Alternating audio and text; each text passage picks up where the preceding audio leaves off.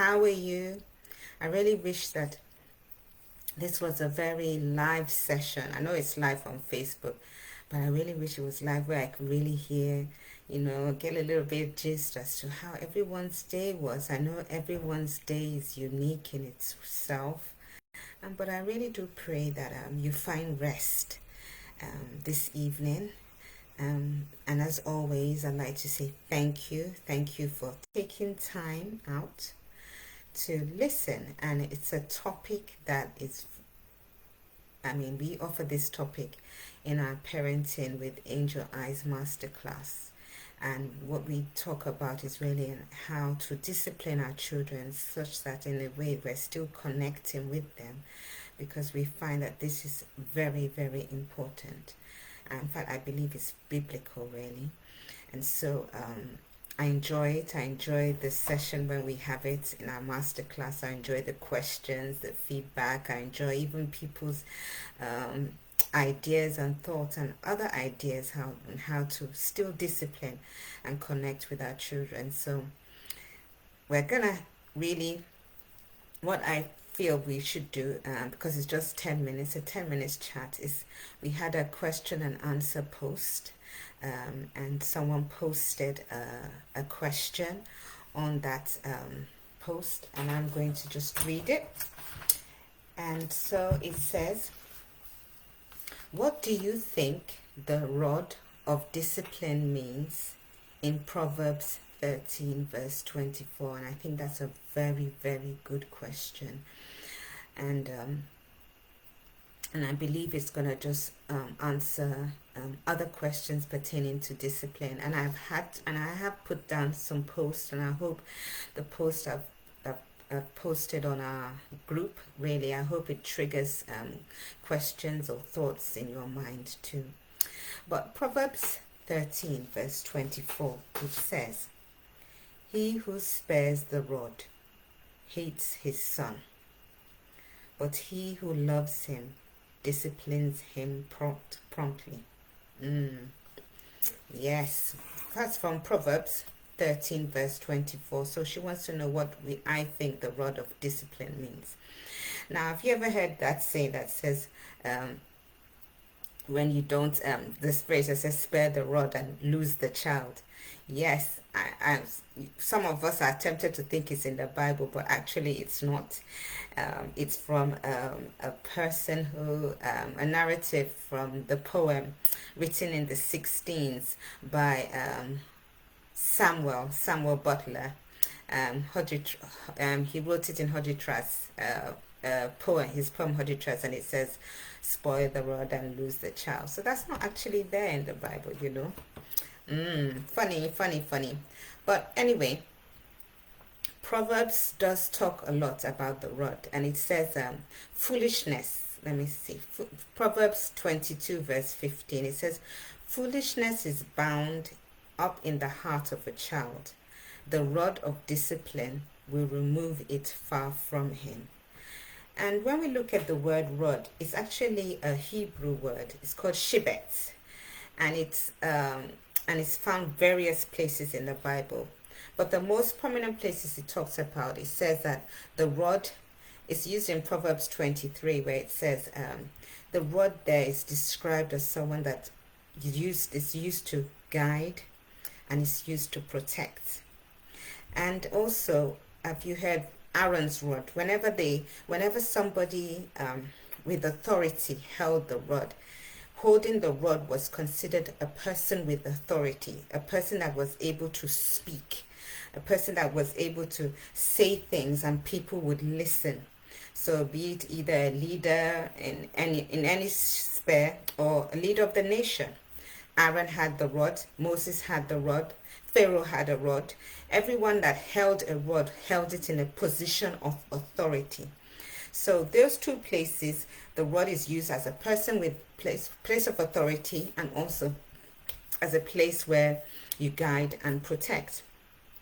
So when we now look at those two words, authority and guide and protect, we find that if we really wanted to interpret what rod meant literally, we would say that it's a place of figurative use of authority. And for a parent, it's authority over a child, right?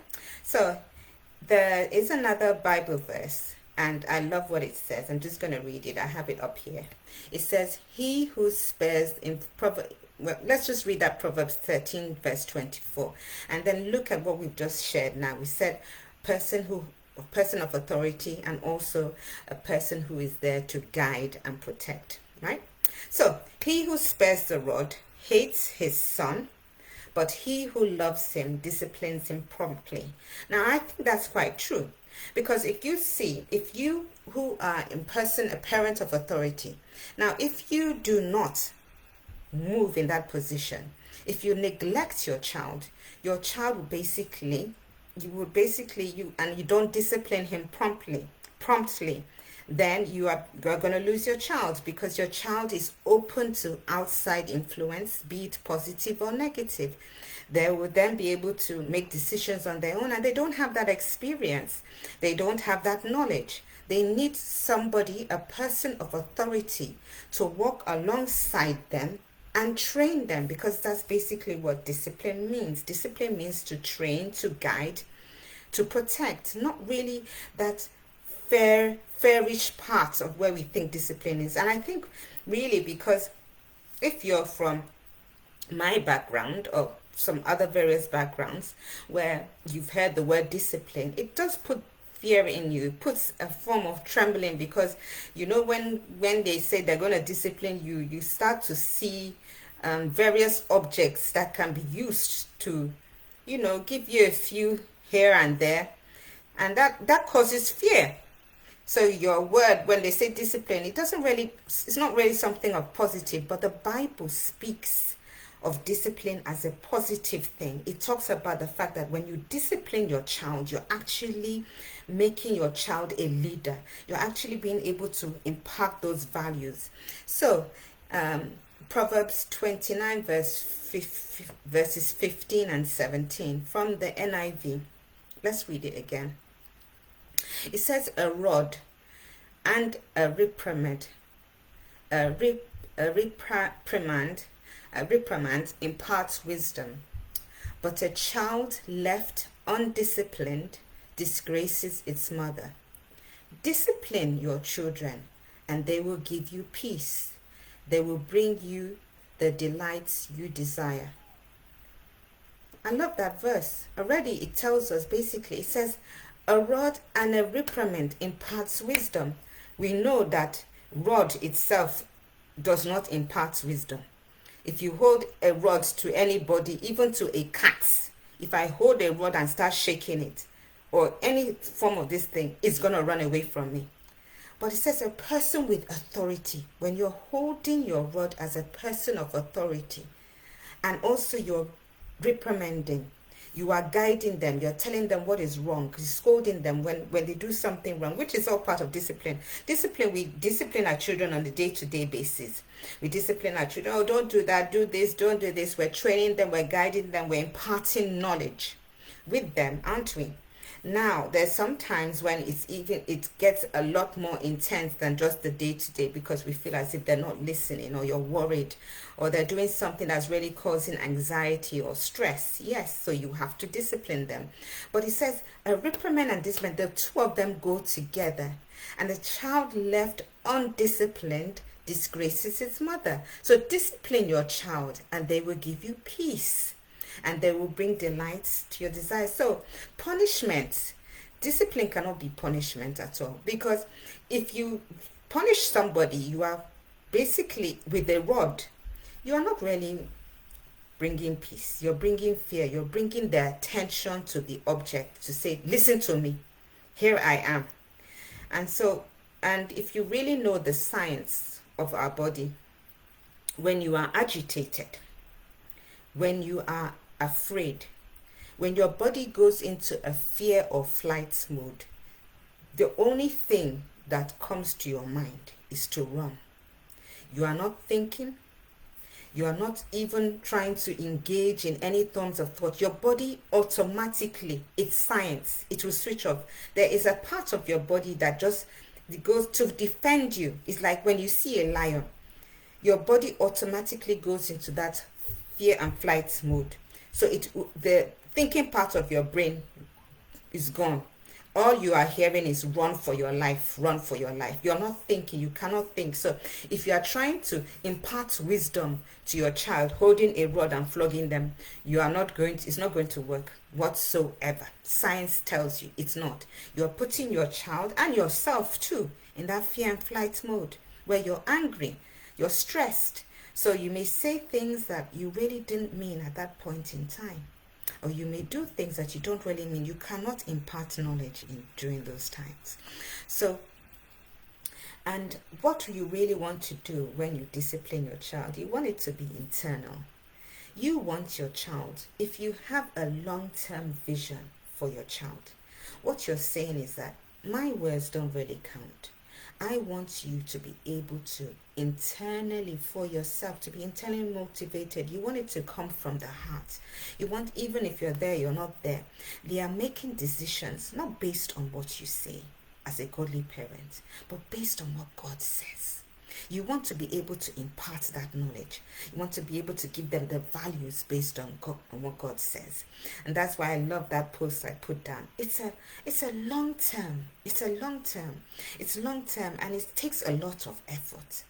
Because when you are doing something with the heart, you have to do it constantly, because it's a place where people are thinking, feeling, and making their decisions. As a result of that, you need to make sure you understand what's going on in their heart, so that you can walk alongside your child, guide them, speak to them, connect with them, teach them, rebuke them when you have to.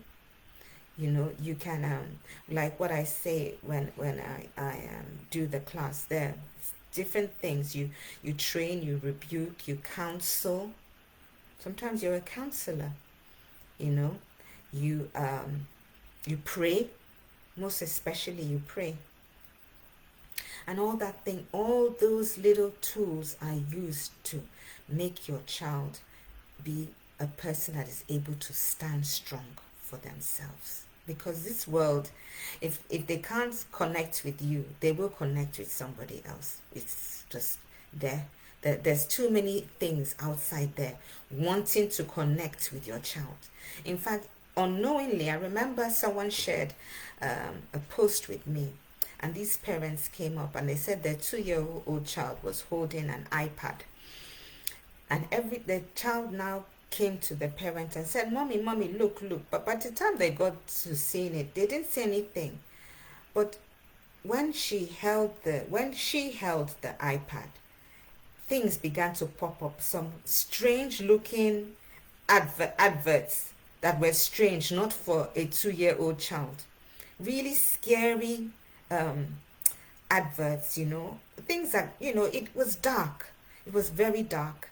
And they were really so they took the iPad. She wanted to show her husband, but when the husband looked at the iPad, it came up with his own interests, the things he likes, sports. She looked at it, he came up with gardening and all that. And I thought to myself, you know what? Unknowingly, even if they're still trying to get children at a very, very young age. So if you don't have that connection with your child, other things will have that connection with your child. And if you continue to think that a rod will discipline your child, no, a rod brings fear. A rod brings division. It only is like a plaster. It just says, just listen to me, do what I say. So they probably will obey, but they are not being internally motivated.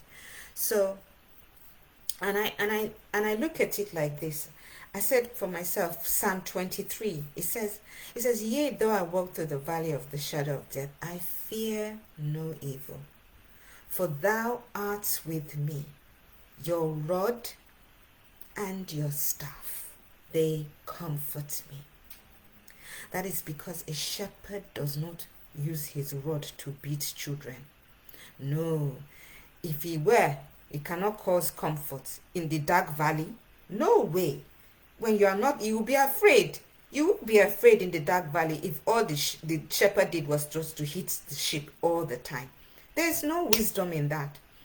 But the Bible says, it says, your rod and your staff, they comfort me. So if the shepherd is also holding the rod, a place of authority, but is using it again to guide. And so no time did he use it to strike the sheep. So if we then say in short, we say that the rod is a picture of a parent's constant authoritative discipline as he gently guides his child along the right path. And I pray it's also a path where it's a godly path, because that's really what the children need in this day and age. So this being a 10-minute session, you can see that I could just talk on and on about it, but I really hope it answers the question that was put forward. And that if you have any other thoughts, if you have any other questions, or have any ideas again pertaining to what we've just discussed, please do share them. I'm always happy to have people put a post through. Yeah. But thank you for listening, and I hope you have a wonderful, wonderful weekend. God bless you and God keep you. Bye-bye.